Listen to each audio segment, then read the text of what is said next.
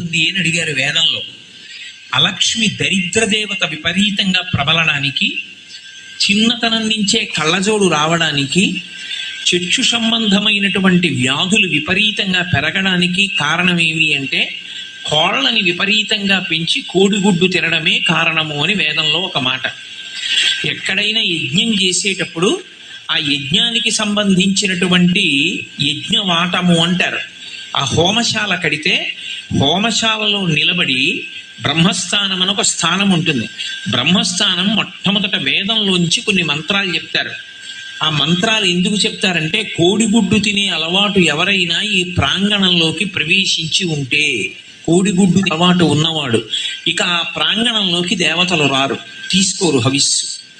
అటువంటి వాడు ఎవరైనా వచ్చి ఉన్నా ఈ చుట్టుపక్కల ఉన్న తద్దోషము నివారణ అగుగాక, దేవతలు ప్రవేశింతుగాక అని ఆహ్వానం పలుకుతారు.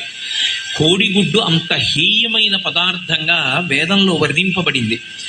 దేశంలో దరిద్రం ఎందుకు ఉత్పన్నమవుతుంది, ప్రమాదములు ఎందుకు విశేషంగా జరుగుతాయని అడిగారు. కోడిగుడ్డు తినడం ఎక్కువైపోతే, కోళ్ళని పెంచడం ఎక్కువైపోతే, యథేచ్ఛగా కోడిని సంహరించి మాంసం తింటే దరిద్ర దేవతకి ఆహ్వానం పలికినట్టు.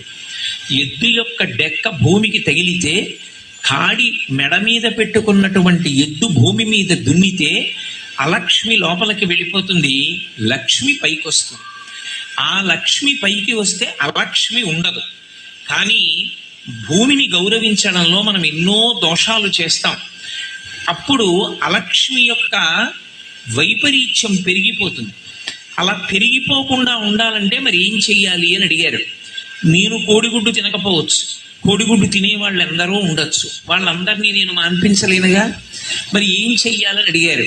అభిషేకం చేయమన్నారు.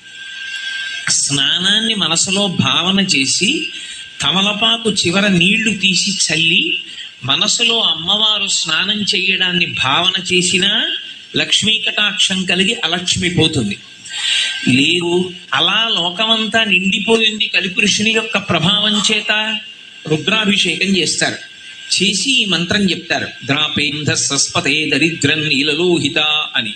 అంటే ఓ ఈశ్వర, మీ అనుగ్రహము చేత దరిద్రలక్ష్మి రాకుండుగాక.